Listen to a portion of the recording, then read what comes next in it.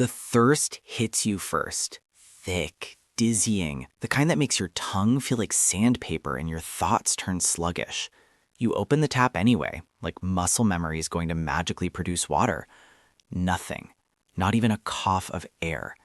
That silence is the sound of a city dying one dry pipe at a time. You stare at the faucet too long, and I drag you away from it. People get stupid when they're thirsty. They wait, they hope, they assume someone somewhere is fixing things.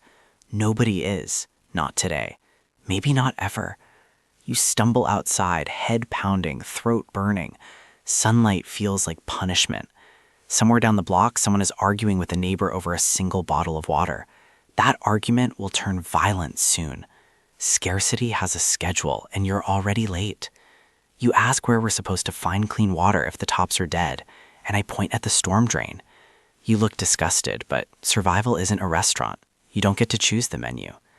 You listen closely. Beneath the metal grate, you hear it. A slow trickle. Not clean, not safe, but wet, and wet is step one. You pry the grate open with a rusted piece of rebar you found earlier. The smell hits you like a slap, but you force yourself to focus. Water doesn't have to be pretty. It just has to be fixable. You fill a container halfway.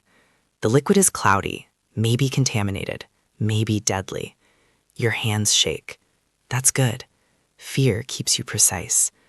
We move to an alley where shadows cool the air. You're breathing hard, and I can tell dehydration is chewing through your stamina. I tear a piece of cloth from your shirt and hand it to you. Start filtering, I say. You push the water through the fabric again and again until the grit stops scraping against the container's sides. It's still not safe, but it's closer. You ask if boiling it will work. I tell you yes, if you had a working stove or a calm place to build a fire without attracting every desperate person within 3 blocks. We need another method. You rub your temples, sweating, losing focus. You should have subscribed to more survival breakdowns, I mutter. You grunt, half amused, half dying. I dig through your pack and find what we both hoped you still had, a small plastic bottle with a few drops of clear liquid sloshing inside. Bleach, real unscented bleach, the kind that kills the things your eyes can't see. You hesitate as I tell you to add a few drops. Too little and the bacterial wins. Too much and your insides lose the fight instead. Your hand steadies. You drip the bleach in. Then you seal the container and shake it until your arms ache. You wait. 10 minutes. 15. The kind of waiting where every swallow your body begs for feels like a countdown to death. You smell the water, flinch, then sip. Tiny. Controlled. Testing. You swallow. You wait again. No burning, no bitterness, no immediate regret. Your shoulders sag and relief so sharp it looks like pain.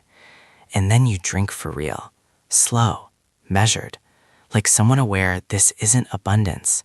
This is survival purchased one fouled mouthful at a time. You exhale, calmer now, your brain firing again instead of pulsing with panic. You wipe your mouth and whisper, "What next?"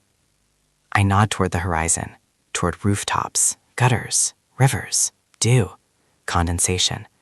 Next, I say, you learn to follow water like it's the only truth left. Because after the tops go silent, the people who live are the ones who understand that water isn't found, it's earned.